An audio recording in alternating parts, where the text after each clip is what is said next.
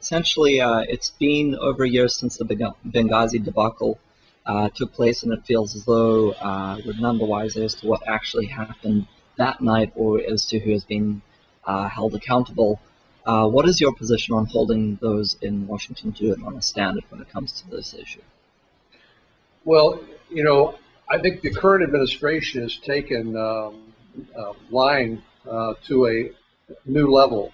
And you'll remember the excuse that Susan Rice gave for what happened at Benghazi. She said these people were incited by a video that people viewed as anti-Muslim.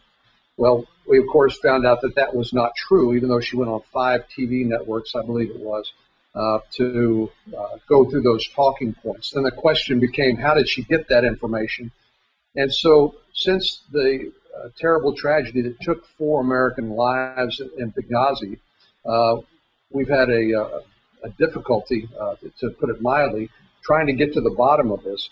And now the goal is to talk to the Benghazi survivors, the people who are actually there, who could tell the truth and expose what happened and hold the people responsible accountable.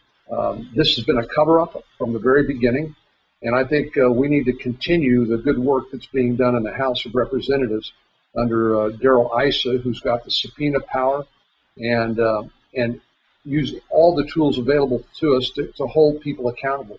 To me, that's the one thing that I find most aggravating about what's happening in Washington these days, and particularly about this administration, which is a lack of accountability and the willingness to mislead people or provide them just demonstrably false information and expect to be able to move on. We've seen that most recently in the healthcare debate over if you like what you have, you can keep it, something that we can go back to 2010 and demonstrate that the Department of Health and Human Services knew was false. And in fact, we tried to expose that at the time, and there was a party line vote basically to keep the current grandfather provisions in Obamacare, which made that impossible. So accountability is what it's all about, but it's about getting good information, and of course it's harder when the administration decides to cover this up and mislead and to change the subject, as they seem very good at doing. But it takes persistence and determination, and I assure you we're not going to let this one go.